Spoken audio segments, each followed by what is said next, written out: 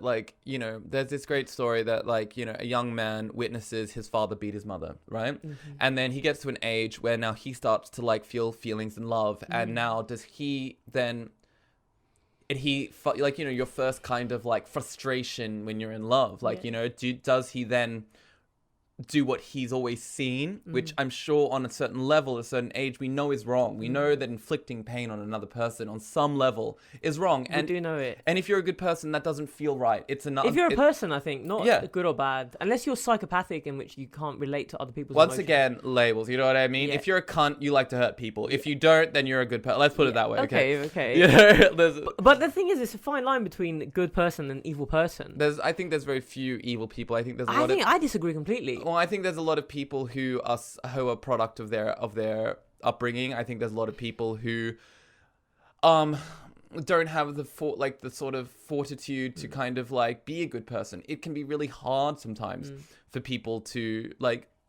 I know a lot of people that had a really hard upbringing, and because of that, it's very tough for them to have empathy or sympathy for those who like they feel were privileged in a sense or like had more, and so. But you can't. At the end of the day, you can't tell someone this is how you should be. You can only, you know, live by example and hope that they like, oh wow, I want to do that, or like how great that you were able to do that from where you came from. And like, you know, ultimately, dude, like, it's kind of. There's a cool line from, I don't know if you've heard of Alexander Solzhenitsyn. He's like he wrote a book called the Gulag Archipelago, which he wrote from memory when he was inside the Gulag, right? And he basically came to terms with all of his actions that led to his imprisonment in the Gulag, and he took complete responsibility for all of it, and he took inspiration from all the religious people that were in the Gulag with him, and kind of changed his ways. But one of the lines in the book was, if it was that simple, if only you could find the evil people and just get them out of society. But he said the reality is that the line that divides good and evil runs through the heart of every man. Of course. And like, I think that everyone in the right circumstances, right? The right or wrong circumstances can like succumb to their like, you know, to a lower self. But like,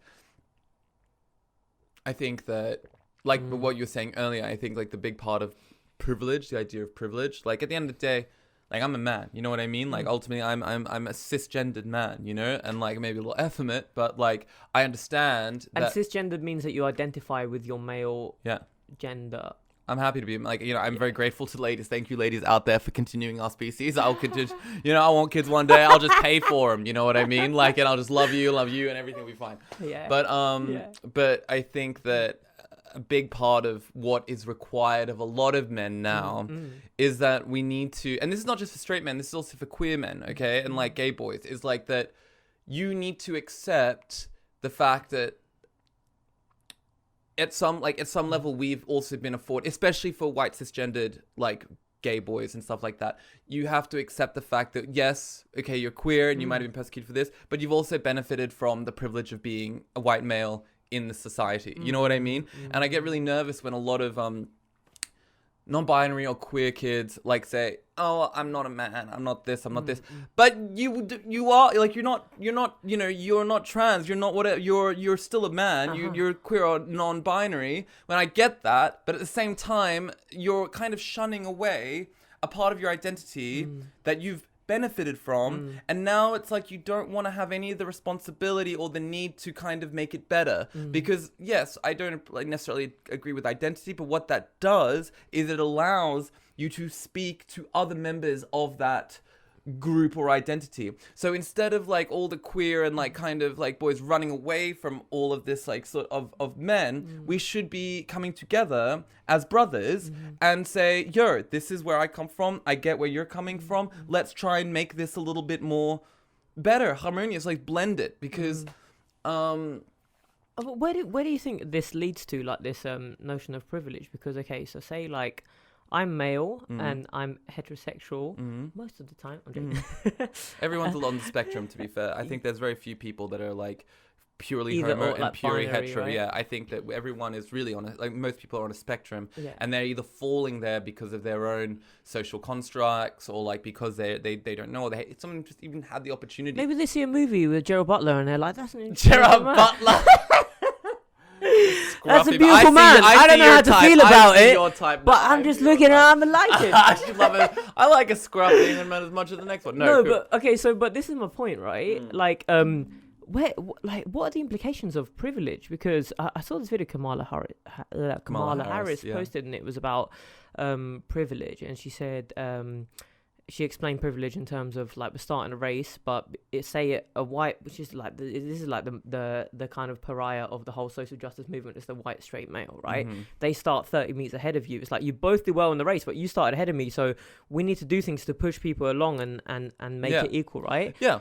And it's not about it shouldn't be about like you have to knock down the cisgender white, like, you know, you don't that's not about that. But you have to prop other people forward. Exactly. But I'm asking, like, how do you implement that? Like, if you could give me like an example, because wherever what Kamala Harris can do to like implement this sort of equality. Yeah. Okay, Kamala Harris, you're once in the police force, yeah, and like you have a big problem in your country with like a brutality in the police, like, you know, this culture of like, you know, of racism in the police.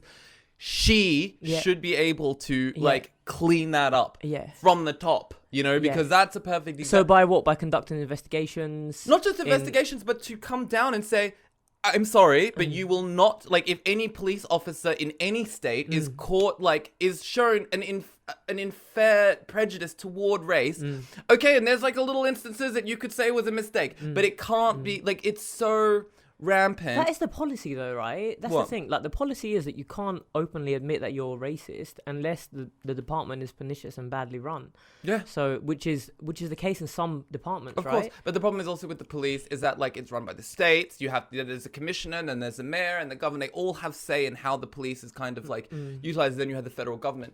I think that, but that's a perfect example, and like I completely empathize with that. Like, I've never been scared to be pulled over by the police, you know, in the way that some of my friends, like in the States, even in Australia, have been because of their color of their skin. Like, I know that my mom gets treated differently by the police because she's a little Asian lady. You know what I mean? Like, I've seen it, you know, but that's, you know, and look, people are human, people are capable, and in a way have their own right to have certain prejudices, you know, but there's a difference between prejudice and, say, racism. You know what I mean? Like, there's like, I think that and to say that we should all be like, you know, free of prejudice and kumbaya, this is like that utopian idea that like, you know, it's so far that we need to really look at the realistic, practical goals that we can do now that set the example for people to be like, this is not acceptable. Like, you know, and what is the practical like goal? I said, like holding people accountable for like racial injustice, which happens by all accounts, right? That does happen. Yeah,